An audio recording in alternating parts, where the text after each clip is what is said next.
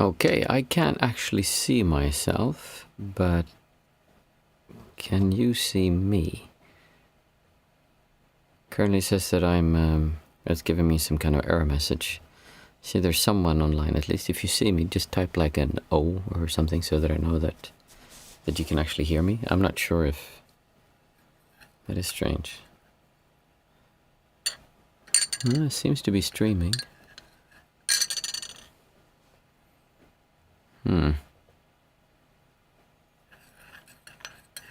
I've been having problems with Windows lately. It's like it's just not working.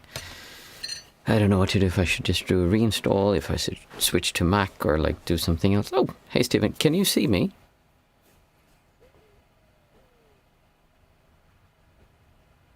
Because I can't see myself on the screen, so I don't know if there's something not working or what's going on. Let me just check something.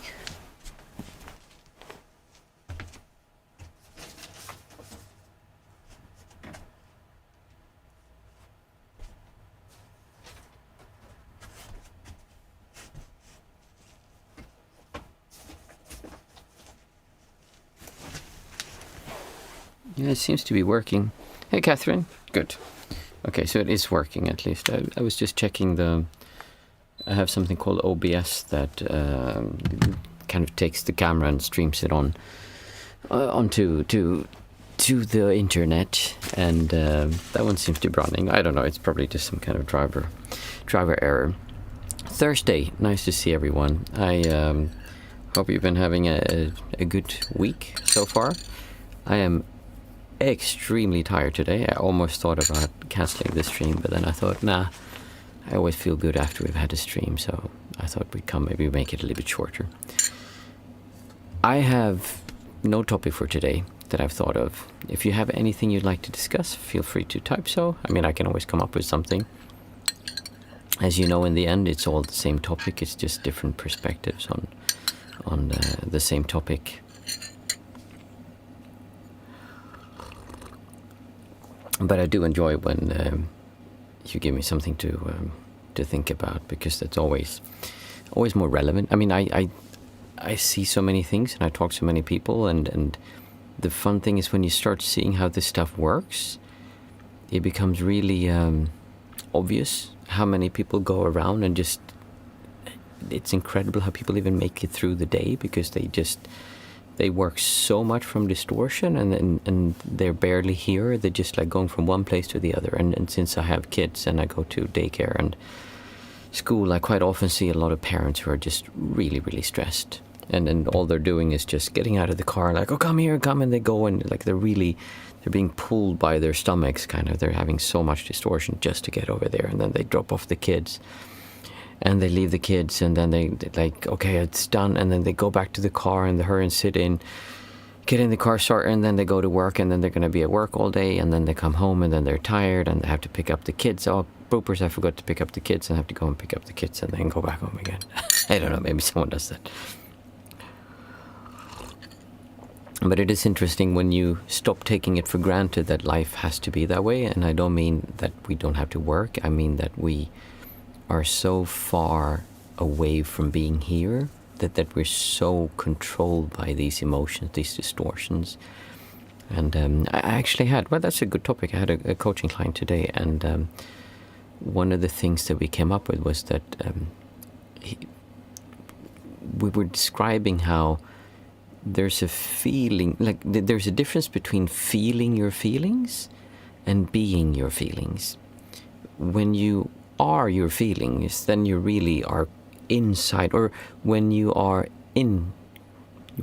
absorbed in your feelings. I still haven't come up with how to talk about this yet. I have to think about that. But when you are absorbed in your feelings, when you're really inside of them, it's as if though you can't get out.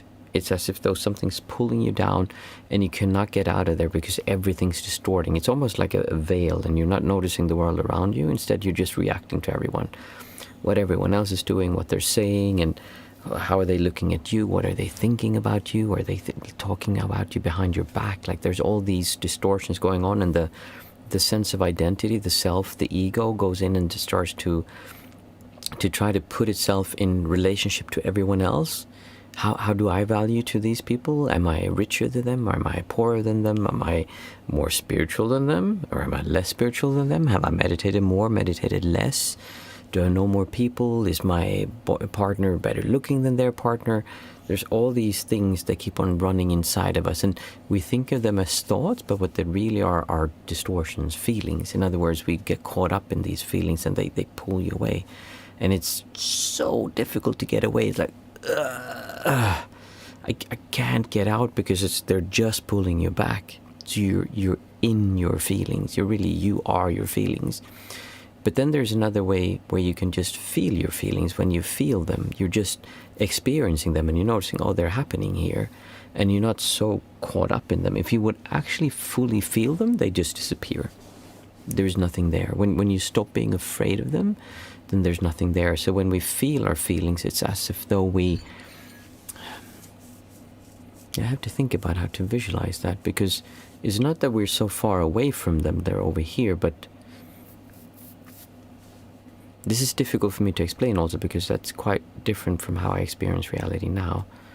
But when we really, I have to think about this more, but when you are your feelings and you're really being pulled down by them, it seems impossible. It seems like that's truth, and like it's so important that it happens like this, and that this is really important. Because imagine if you go into a room and everyone else has a partner and you're single, and you think, oh, I don't fit in here. I don't belong here. Like I don't have the same social value as them.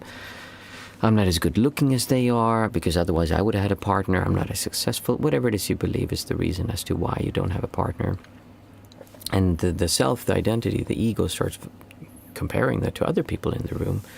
And then it can have something as a reference, as if though you're failing or succeeding in life. If you have a partner who's better looking than the other partners, then you might think like, yeah, I really made it.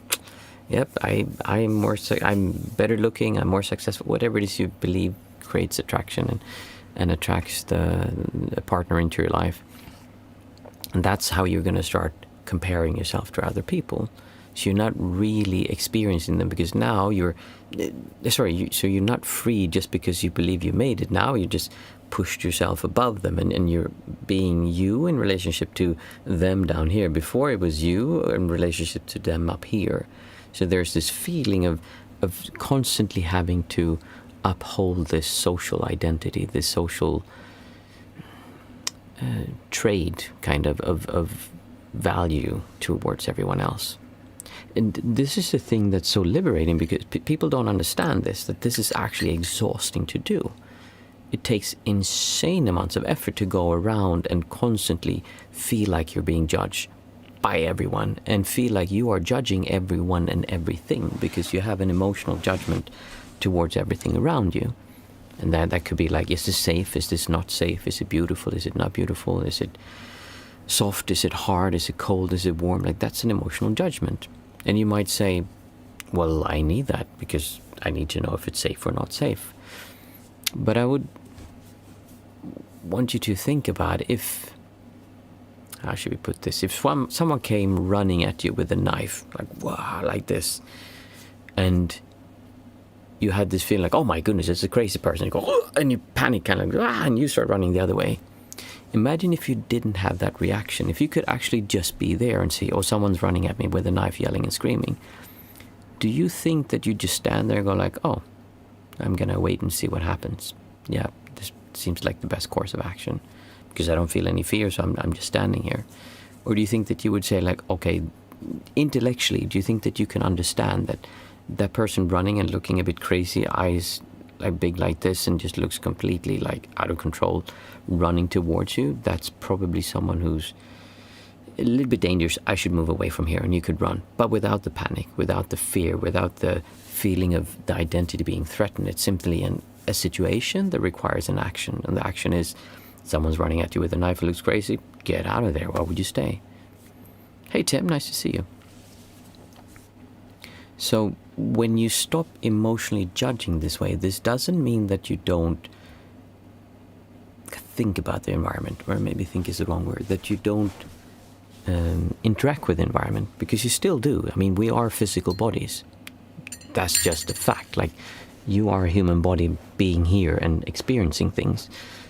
And that human body can can be hurt, it can be also experience nice things, but it can also die, and eventually will die. I mean, that's just a matter of fact.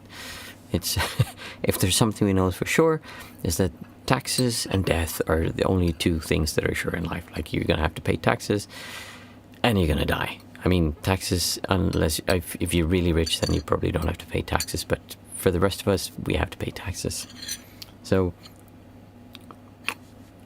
this emotional judgment that we have towards everything really requires an incredible load of everyone, even the people who don't have to pay taxes. Even the ones that are ultra rich and have so much money that they just don't need to care about anything. It's not about how much you have or what you're able to do, how many games you've won, how many partners you have had, or maybe have at the same time. I don't know what your criteria for being successful is. That's not it. Because you're always going to be emotionally judging yourself. There's a relief that comes from just being in the world. There's a sense of joy and fulfillment that comes from understanding emotionally that you don't need anything to happen in a specific way for you to enjoy being here, because it is already enjoyable being here. Experiencing your senses, moving around, talking to people, everything is really enjoyable. Seeing things is just incredibly enjoyable. Just being here, that's all that's required. We really don't need anything else. Everything else is just a bonus. Can you imagine the miracle that we're alive and get to experience the universe through these bodies and walk around? That's incredible.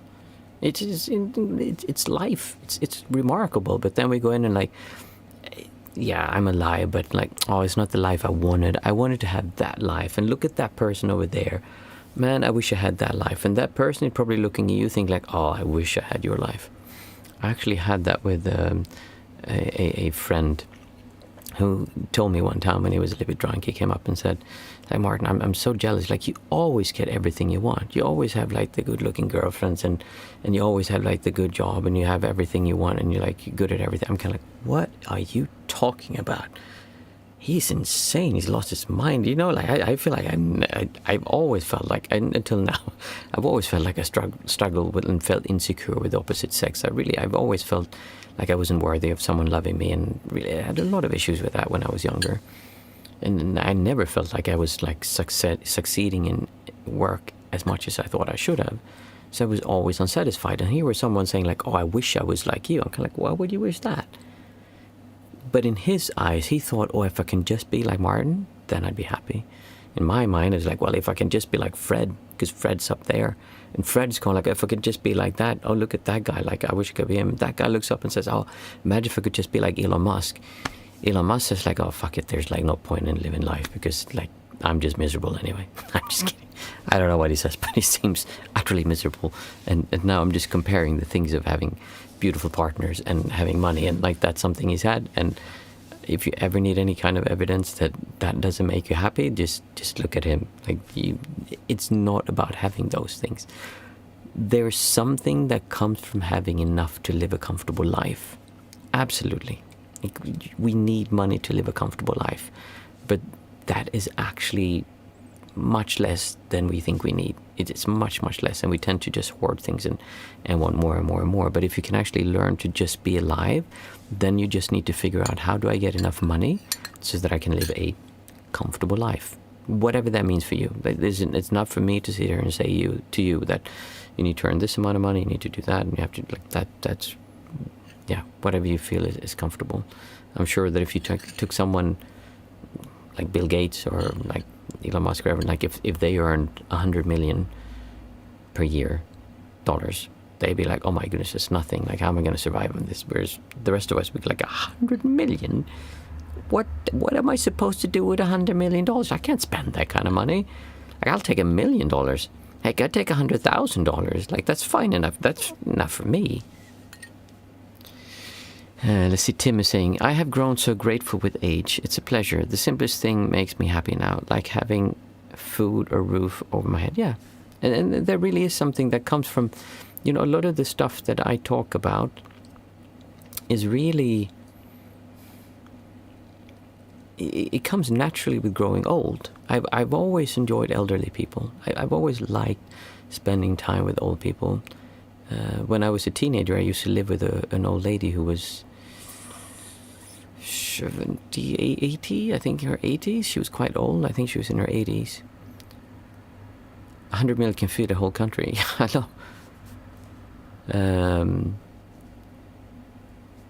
Yeah, I think she was in her 80s, and I was a teenager going to high school, and we had parties, and she was so sweet. And I remember talking to her, and I just loved her. She was such a sweet old lady, and it was so fun to talk to her about like her life, what she had done, what she had been through. She had a company, and she sold like fabrics for textiles and stuff, and she had an apartment complex in town that she had bought, and she had quite a lot of money. So I lived on the upper floor of her house.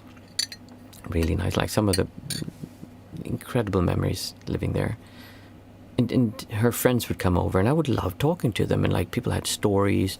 People had been through the Second World War, and like they knew what that was like. They knew what it was like to really have a tough time. Then they remember that kind of stuff.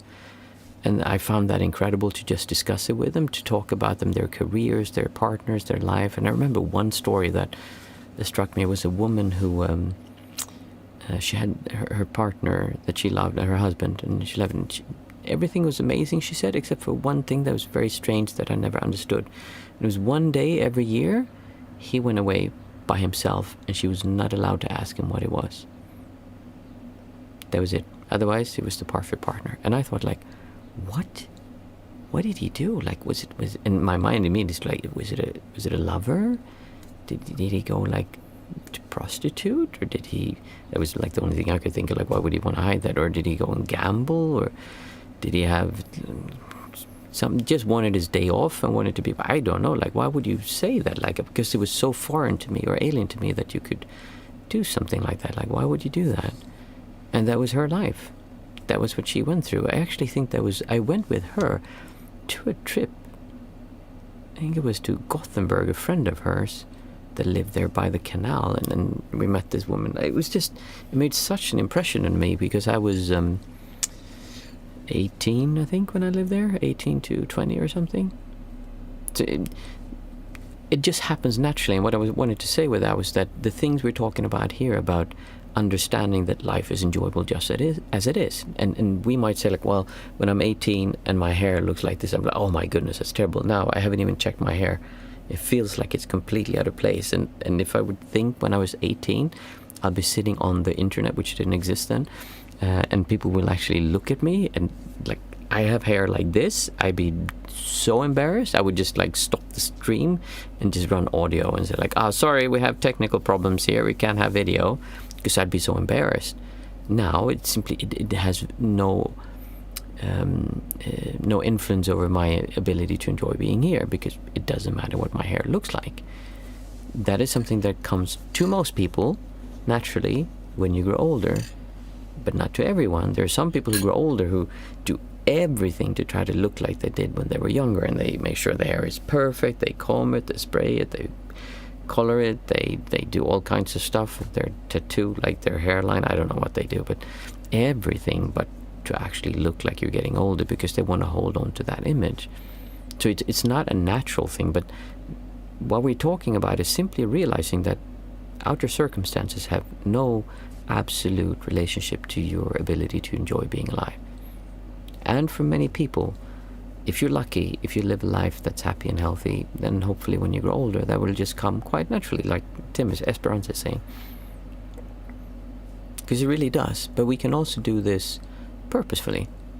We can do exactly what we're doing here. We can start looking at those things, and we can see, hey, wait a minute, what is this stuff? Like, why am I behaving like this? Why am I reacting? And you say, well, obviously, if my hair looks bad, I have to feel bad. Are you crazy? I'm not going to go out with hair looking like that. Like, that's not going to happen. That might actually be something I would have said when I was 18. Today, my hair looks like, I mean, it does. I could honestly shave my hair off. I mean, I did have my hair shaved for almost a decade. I don't know. It was a long time. It was longer than I was a monk, because I kept it shaved off for a while after I came home. I think almost a decade. Nah, not quite. Maybe. A long time. My point is that for me, how my hair looks today as it's no bearing on how I feel. To Tim, he was saying also, like, it's just nice being happy. It doesn't need to be big things. And even that, though, like, I need something small to be happy, that is also part of, like, external circumstances making us enjoy being here. It is easy to enjoy being here when it's nice and comfortable, meaning when the air is warm, when you have a full belly, when you have people around you, when you feel safe is a big thing. If you feel safe, or rather if you are safe, because people can feel extremely unsafe even though they are safe. I mean, pretty much anyone who lives in the West are really safe in comparison to a lot of other places on the planet. Granted, there are some places here that are extremely unsafe as well, but with just a little bit of common sense, you'll be safer than you can be anywhere. So we're just really spoiled with getting to be safe compared to many other people. Things always happen, terrible things happen, of course, but we live in a world that is quite remarkable and quite amazing. And then if you compared our life now, like on anywhere on the planet, compared to 2,000 years ago, like, life was completely different. Like, the strongest could do whatever they wanted to. The leaders could do whatever they wanted to. Like, you had no control of your life. And there are some countries in the world today that have it like that, but you're just someone living here, so the leaders can do whatever they want, and you just kind of have to follow along. So we are very lucky, and even if we weren't, it is still something that you can do, meaning enjoying being here. The reason I said all this stuff before is that I just want to show that you might think that, I need to have more stuff, but actually that's not true. You have plenty. You have enough to live a comfortable life, very likely. Most people are able to make an income so that they can at least have food on their table. Most, I'm not saying everyone, because actually everyone can't.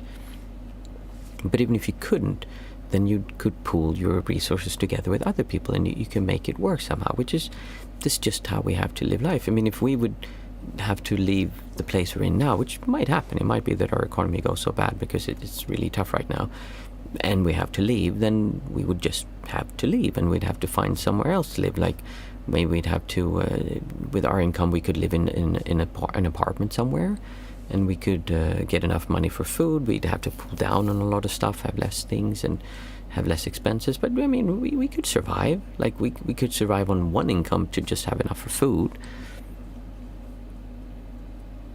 Yeah, food at least. I mean, food is insanely expensive right now. I just thought about that. Like, wait a minute, how much do we spend on food? We actually spend a lot of money on food every month. So one source of salary would cover that. But then we need to rent it.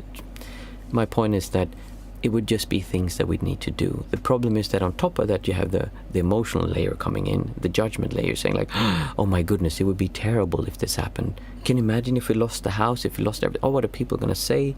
What are they going to think of us? All the work, it's so terrible. Like, all these stories, which are just stories. It's just a story that I made up.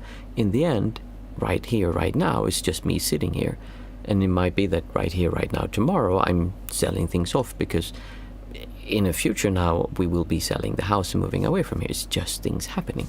I mean, it sounds crazy when you simplify it like that, but that's basically what life is.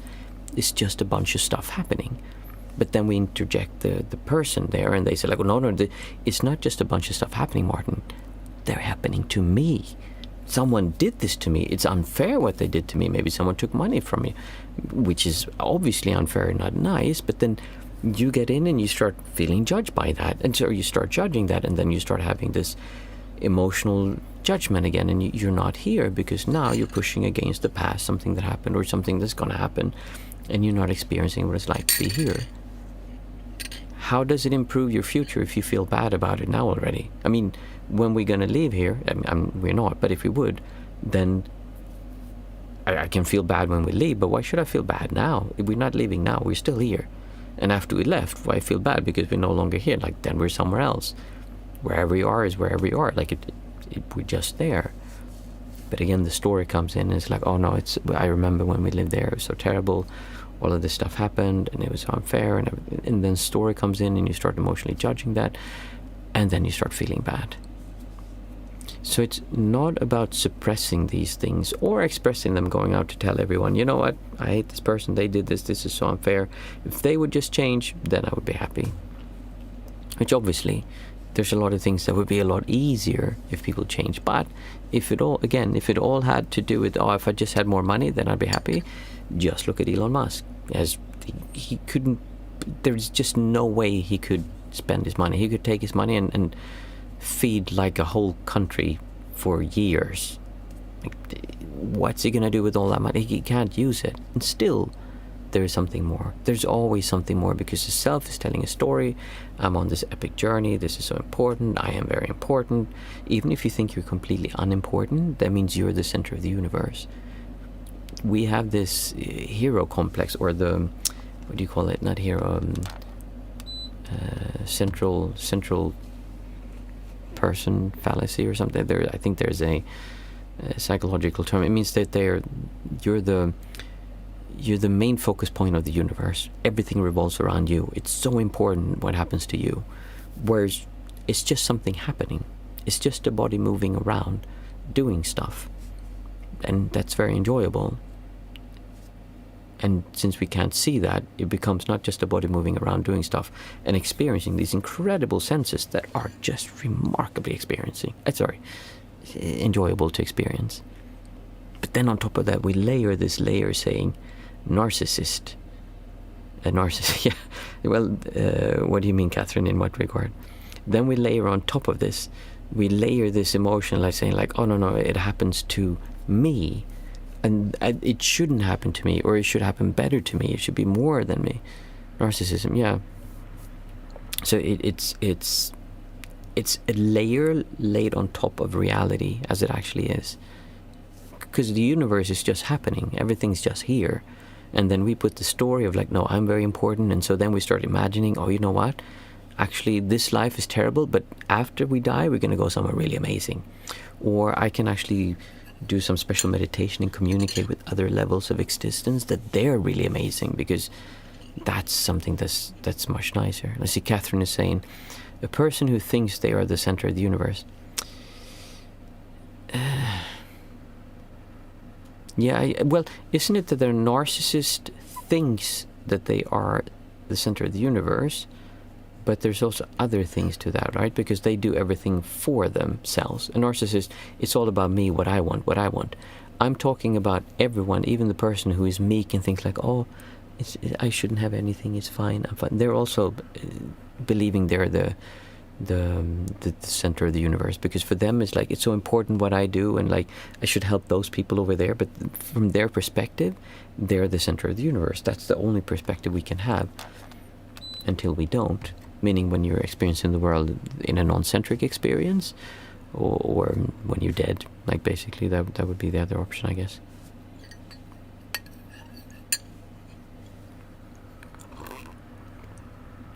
There is a word I'm looking for, but I can't come up with or another phrase.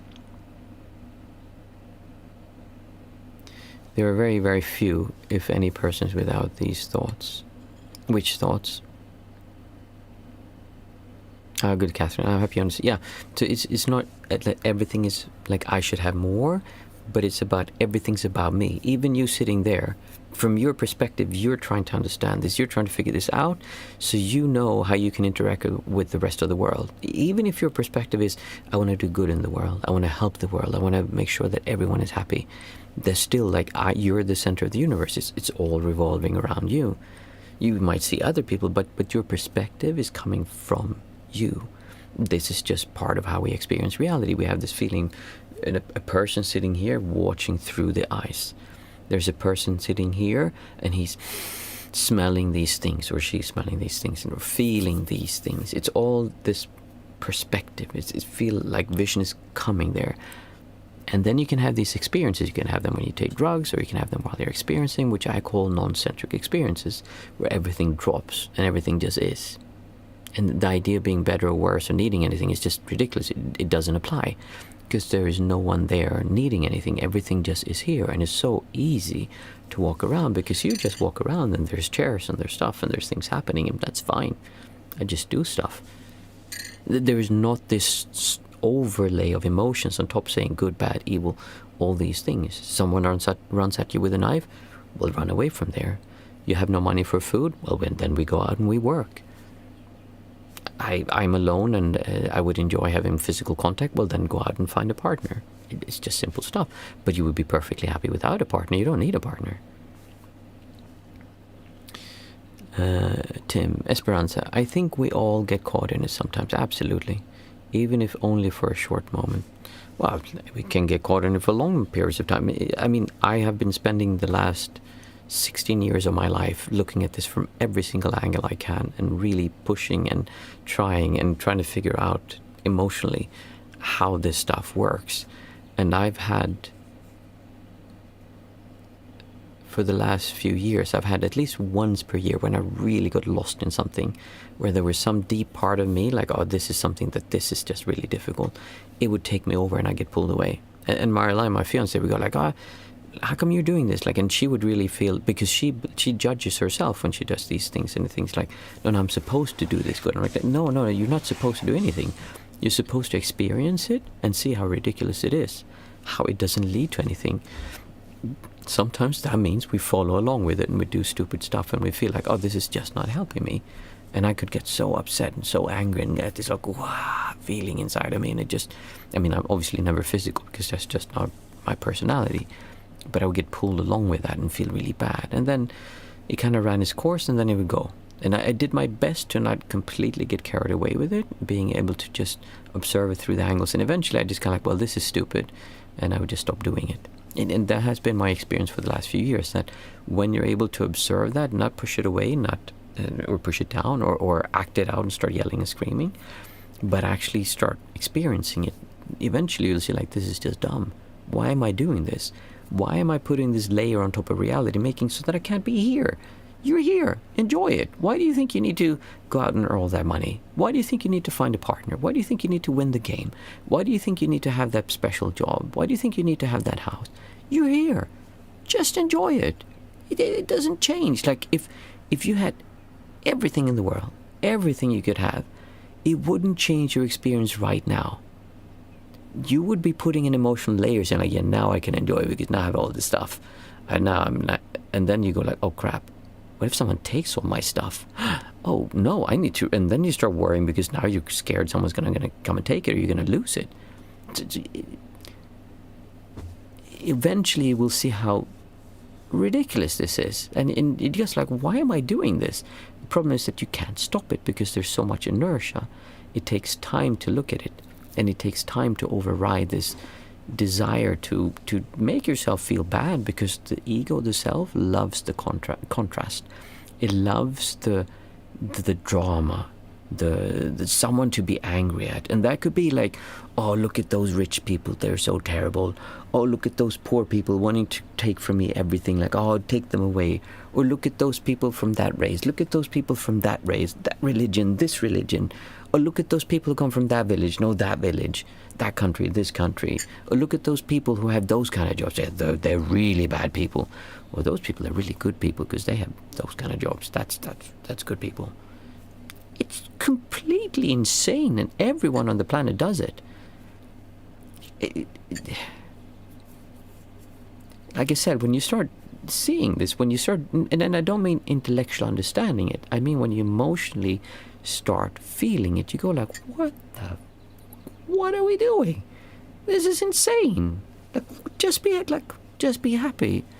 And quite naturally, a lot of behavior comes from that, like this hoarding thing. Like, why would you hoard? Like, just share. Like, it's nice to help people. It's nice to see people happy. It doesn't mean you need to go and do that. If you don't want to do that, I mean, that's up to you. But it's quite a natural instinct that comes from feeling good, in that, yeah, you see someone who's not feeling good, then, well, maybe I'll just help them. If I have enough, why would I need to, like, again, like if we take someone like Elon Musk, which is, I heard someone say that, like, all those people who are so rich, they have like very special personality traits. And is that something that comes from having so much money, or do they need that kind of personality trait to earn that kind of money? I don't know, because maybe people who don't think like that would never care to have that much money, because you really don't need it. Like, after you have, I don't know, like $100 million, no one needs more than $100 million. It's just completely like, why would you need that? Let's see.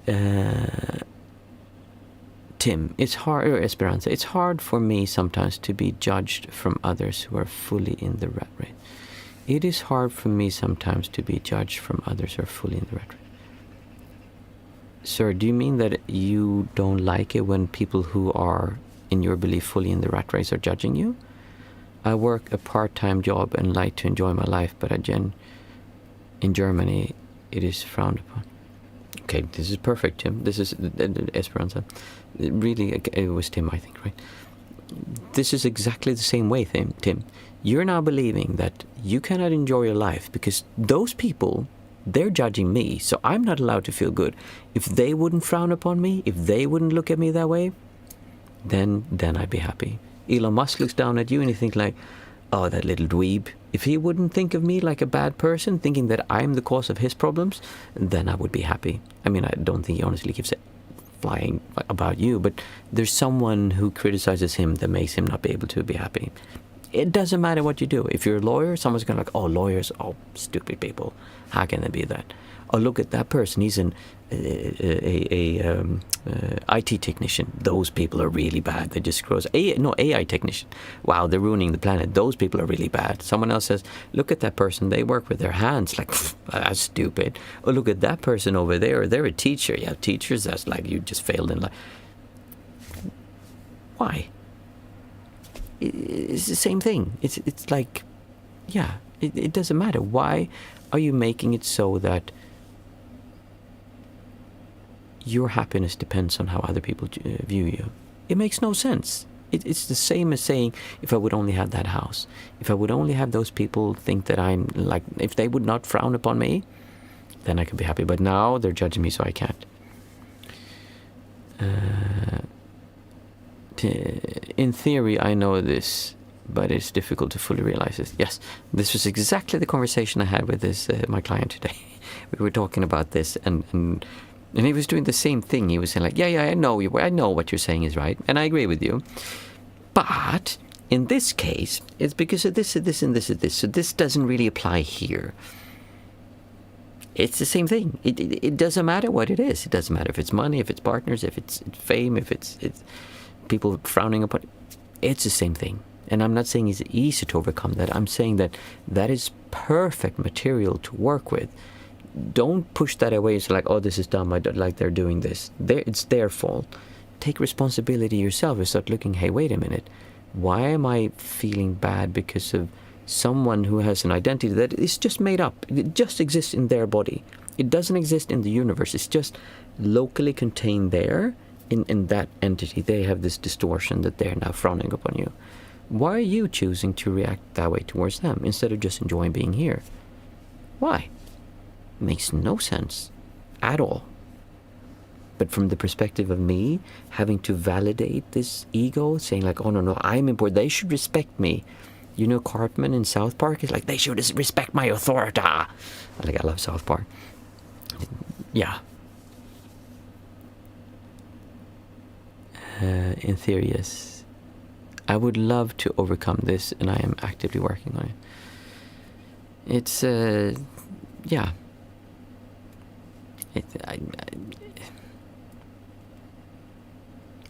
Just don't take it so seriously, because it isn't.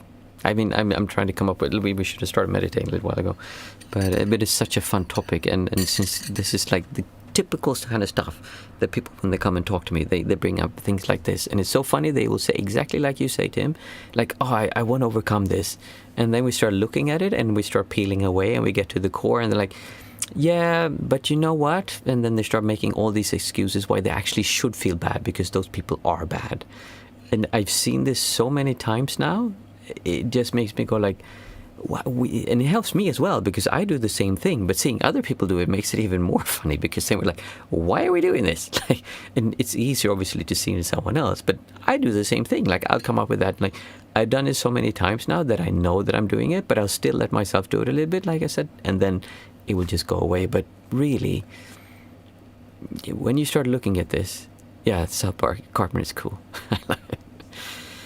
Okay, we're gonna start. I don't know what to say, Tim. Like, I wish that I could have more time to dig into that because that is a really fun topic that I enjoy. One day, Well, it's like it doesn't have to happen one day. And the most important thing is to not feel bad about it. To not feel like, oh, I'm failing because I'm experiencing this. Like, it would be easy for you to feel like, oh, Martin thinks that I'm doing something wrong. No. It doesn't matter. It's what it is now. If you feel bad about it, you just made it even worse.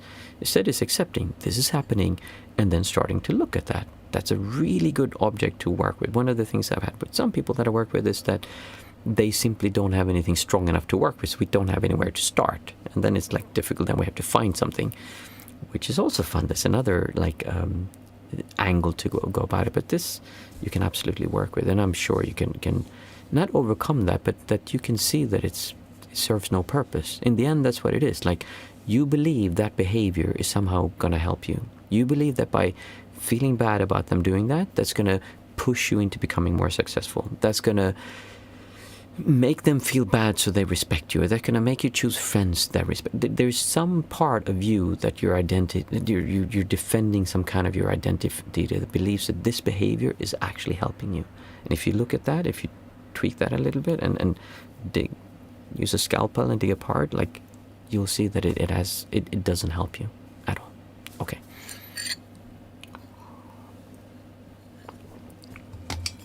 Today is Thursday, so no guided meditation.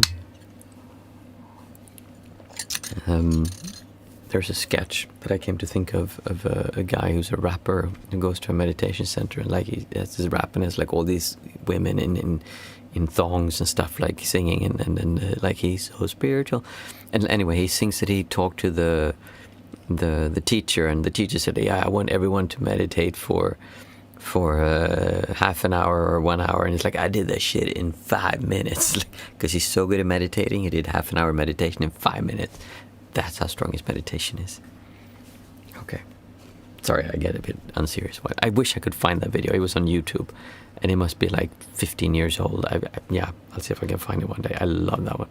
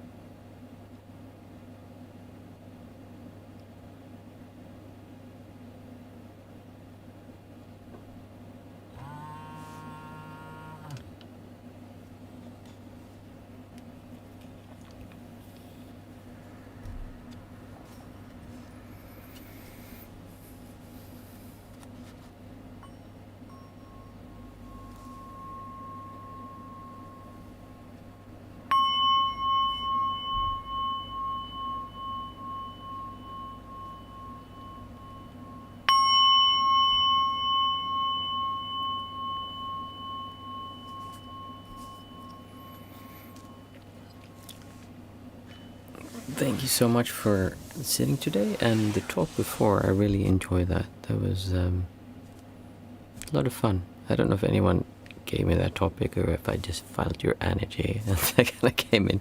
But it is fun when people are talking back and we can kind of have a conversation, because it just leads to topics and insights that I just wouldn't have done myself.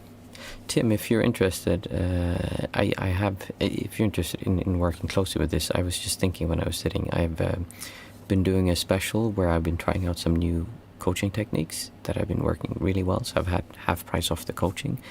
I've actually stopped doing that, but if you're interested, you can send me an email. You'll find it on the webpage. No pressure at all. But if you were interested and we could have worked for that, that would have been really fun, because it's a topic that I'd enjoy looking more at. Think about it and email me if you're interested and we can work something out. I wish everyone a beautiful weekend, and I'll see you back on Monday. Thank you. Good night.